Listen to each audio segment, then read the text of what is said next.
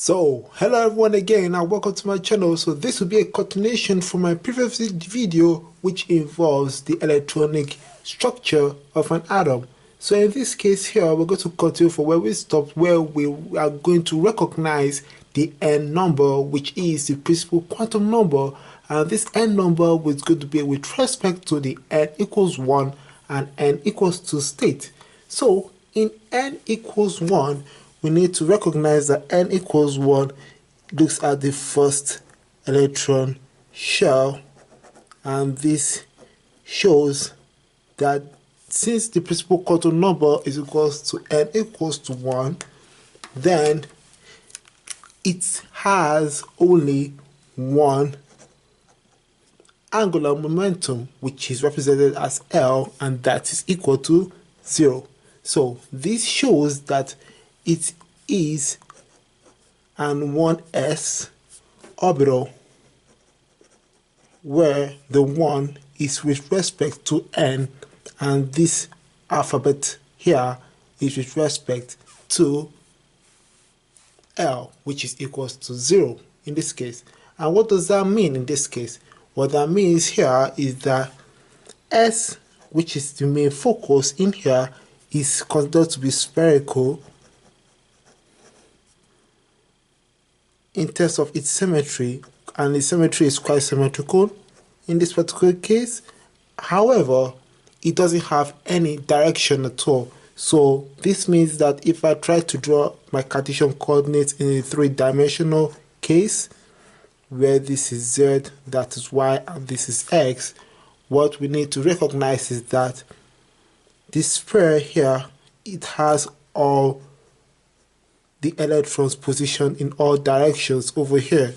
So in that case, makes it to be non-directional, and as a result of that, the electron density is with respect to the distance from the nucleus overall. So it's kind of fascinating to see that come into play. And then if you're trying to draw the graph for this, what you need to recognize is that the graph is going to be with respect to the electron density versus the distance of the electrons from the nucleus. And what that shows is that as you move away from the nucleus, what that means is that if you're going from left to right,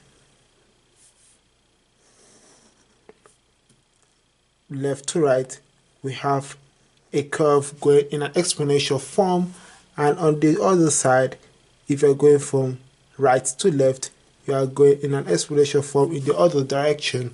So in this case here, since this is your electron density versus your distance, what you recognize is that if you're looking at the diagram of the particular orbital, what you need to see is that this particular region here is where the nuclei is positioned, and in the 1s case, there is a huge electron density closer to the nucleus, but as you move further from the nucleus, the electron density decreases as you move further away from the nucleus, and that is for the 1s orbital state.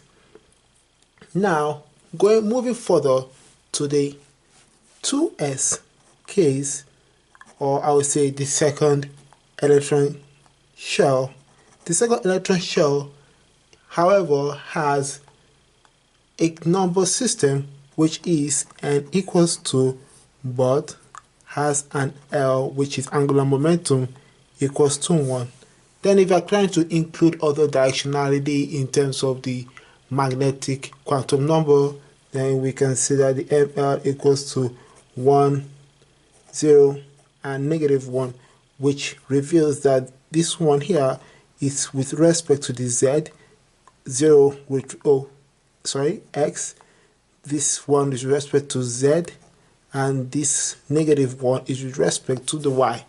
So in this case here, what you need to understand here is that since n equals to 2 and L equals to 0, That means that we're going to consider a case where we have 2s orbital present,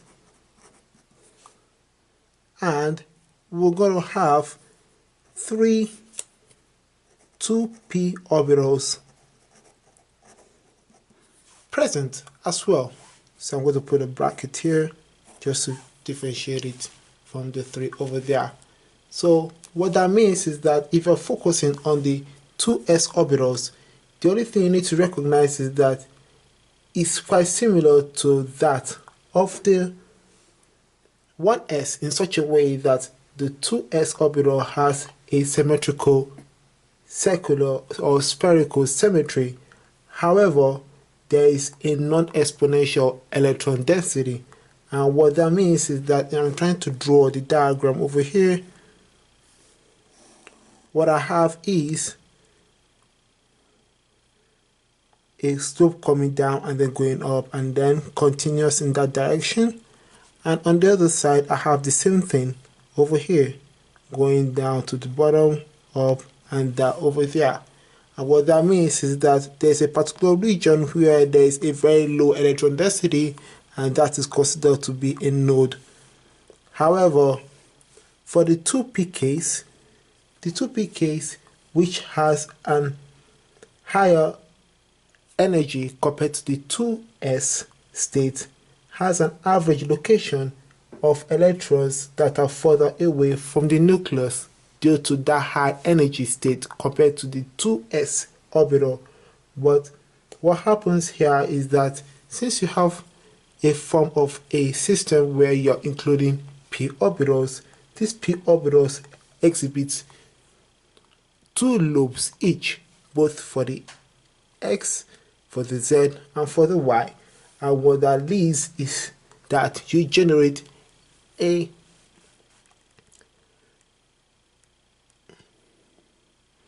what that means is that you generate a nodal plane which is in the center of the nucleus over there. So what that means is that if I'm trying to draw the diagram over here, what that means is that if I have my electron density on this axis over here, and this is the distance from the nucleus over here, what I get is I have a diagram going here from right to left and from left to right on the other side. So in this particular case, if I'm drawing both cases, for the 2s orbital, what I have is that I have my nucleus over here and I have a electron density over here which is quite high but not high enough in the 1s orbital here. Then in this particular region there's a node, which means that there's a 0 electron density, and over here I begin to generate a high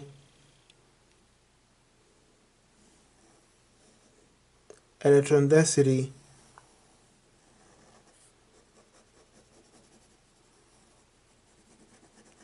in the 2p or the 2s orbital, and here there's a low electron density over here. So this gap over here shows the 0 electron density,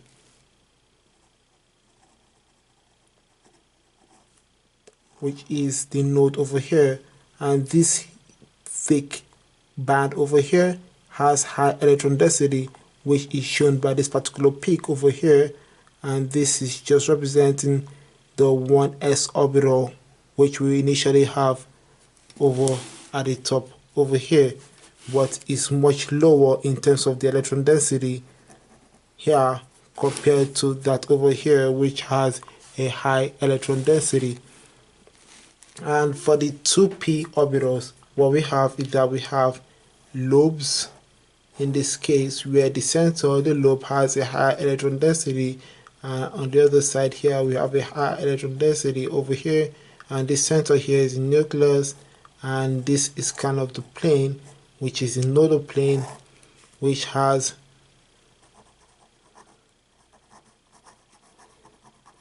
the nucleus and a 0 electron density over there. So what you need to understand also is that the 2px, the 2py, and the 2pz, they are all considered to be degenerate orbitals.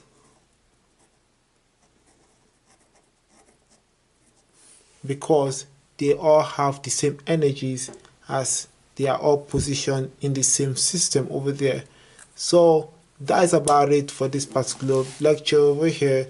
And next one we're going to be looking at is the relative energy gaps between the 1s state, the 2s state, and the 2p state, and how this relates to the configurations of atoms in n equals 1 and n equals 2. Anyways guys, thanks for watching, and please don't forget to hit the like button, subscribe to get more videos, and share with everyone around you. Have a good day guys. Peace. Love you all. Bye.